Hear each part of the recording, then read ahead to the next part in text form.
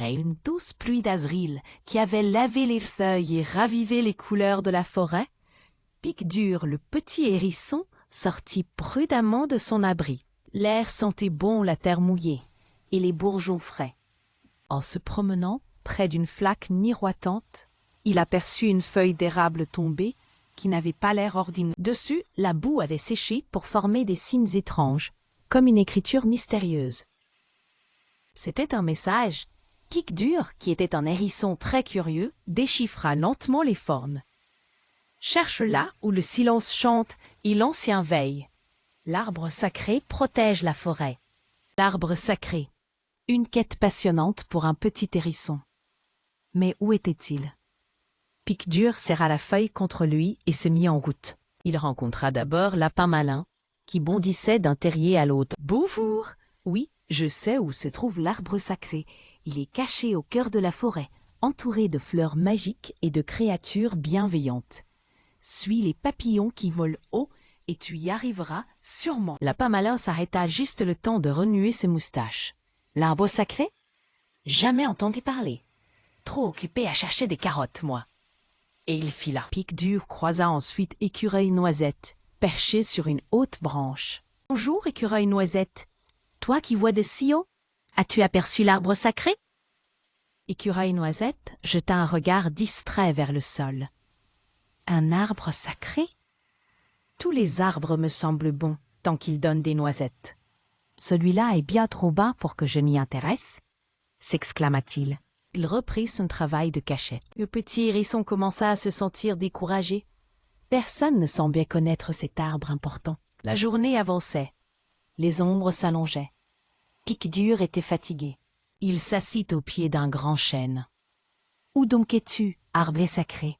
soupira-t-il. Quand la nuit commença à tomber, un grand hibou silencieux se posa sur une branche au-dessus de lui.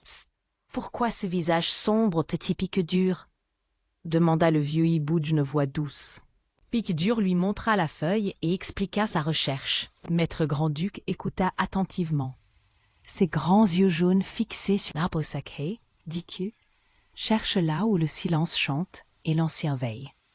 Parfois, dit le hibou en clignant de l'œil, le silence n'est pas là où l'on croit, et l'ancien n'est pas toujours le plus grand. Cette énigme troubla Piqûre. Il avait cherché de grands arbres silencieux, de vieux arbres imposants.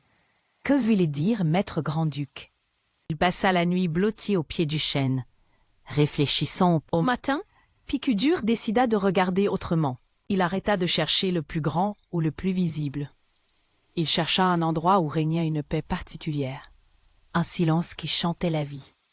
Il s'enfonça dans un coin un peu moins fréquenté de la forêt. Là, caché derrière des fougères et des buissons, il trouva un vieil arbre. Il n'était pas très grand. Son tronc était noueux et penché par le temps. Mais il paraissait incroyablement ancien. S'approchant, Piqûre vit qu'autour de ce vieil arbre, la vie foisonnait. Des oiseaux y avaient leur nid, protégés dans ses branches tordues. Des petits animaux, souris des champs et musaraignes, utilisaient les cavités de ses racines comme abri douillet.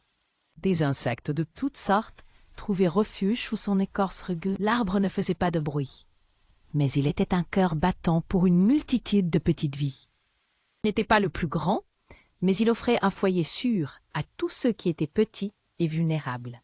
Il veillait sur eux. Piqûre comprit alors.